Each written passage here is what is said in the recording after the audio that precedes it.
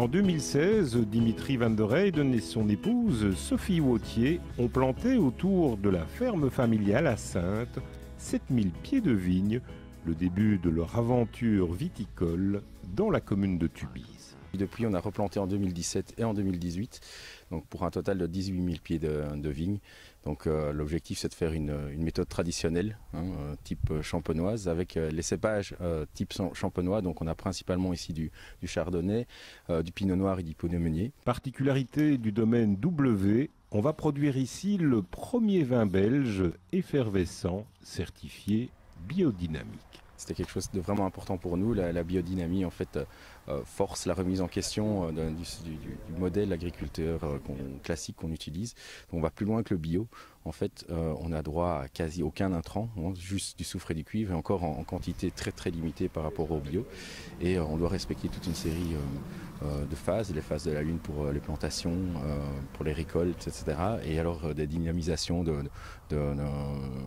décoction d'orties, par exemple, pour favoriser le bon développement de la vigne. Ici, on travaille différemment la vigne, avec moins d'intrants, mais on a aussi structuré différemment le vignoble pour favoriser la biodiversité. Donc sur une parcelle de 5 hectares et demi, on a 1 hectare et demi qui est voué à la biodiversité, donc des arbres et arbustes, des prairies fleuries, on a des ruches, des piquets à rapaces, etc. pour vraiment ramener cette biodiversité qui va être un allié pour la vigne et son bon développement, et donc va permettre d'utiliser moins d'intrants, car la vigne va pouvoir se défendre mieux toute seule, accompagnée de cet environnement luxuriant. Les propriétaires du domaine W ont décidé dès le départ de ne pas charger leur vignoble avec un maximum de pieds de vigne à l'hectare. Étant donné qu'on est en biodynamique, on peut utiliser quasi aucun intrant, il faut essayer de limiter l'apparition des maladies à sa base. Et donc ça, c'est essayer d'aérer le vignoble un maximum pour que les feuilles sèchent vite et que les champignons n'aient pas le temps de se développer. Donc en Champagne, sur une superficie comme ici, on aurait 55 000 pieds de vigne. Ici, on en a 18 000. Alors, 18 000, c'est beaucoup, mais sur cette superficie, c'est finalement très peu. Mais ça permet à la vigne de respirer et donc d'être en pleine santé, et donc nous aussi de limiter les intrants et donc de respecter le cahier des charges très strict de la biodynamie.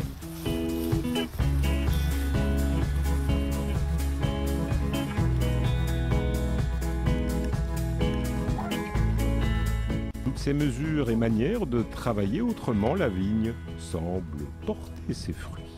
Oui, tout à fait, ça fonctionne très bien. Cette année, je peux constater qu'ici, la vigne est vraiment dans un super bon état. On n'a vraiment aucune maladie. On a une vigne assez équilibrée, ce qui donne aussi de très bons raisins à déguster dans le futur. Le domaine W va planter 4 hectares de vignes supplémentaires, doubler sa superficie pour pérenniser ce projet. Et pour financer cette extension, une campagne de crowdfunding a été lancée fin juin. Le problème du bio, c'est ses rendements, la biodynamie encore plus. Et donc un des moyens, c'est de planter plus, parce qu'il y a beaucoup de coûts fixes, que ce soit les tracteurs, les cuves, etc., qui seront déjà là. Et donc pour pérenniser, il faut planter plus pour augmenter la rentabilité du projet et permettre d'avoir une moins bonne récolte une année, une meilleure une autre, et pas risquer chaque année d'avoir le couteau sous la gorge. Donc l'idée, on est passé via Mimosa, une plateforme de crowdfunding spécifique sur l'agriculture, et l'objectif, c'est de récolter 15 000 €. On a pour ça toute une série de contreparties qu'on va donner aux gentils donateurs.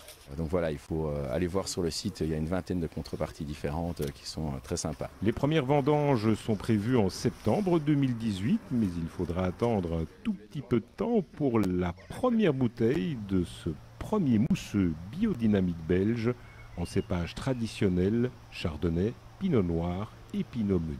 Là, on a les premiers raisins qui vont être récoltés, première vendange en septembre 2018, qui seront vinifiés et mis sur latte, donc mis au repos pendant 22 mois. Et donc on aura les premières bouteilles fin 2020, des raisins, on va dire, de 2018. Alors un tel temps d'attente pour justement garantir une qualité au niveau du produit, puisque vu les rendements, on doit vraiment se focaliser sur du haut de gamme. Donc les premières bouteilles seront disponibles en 2020, mais en petite quantité.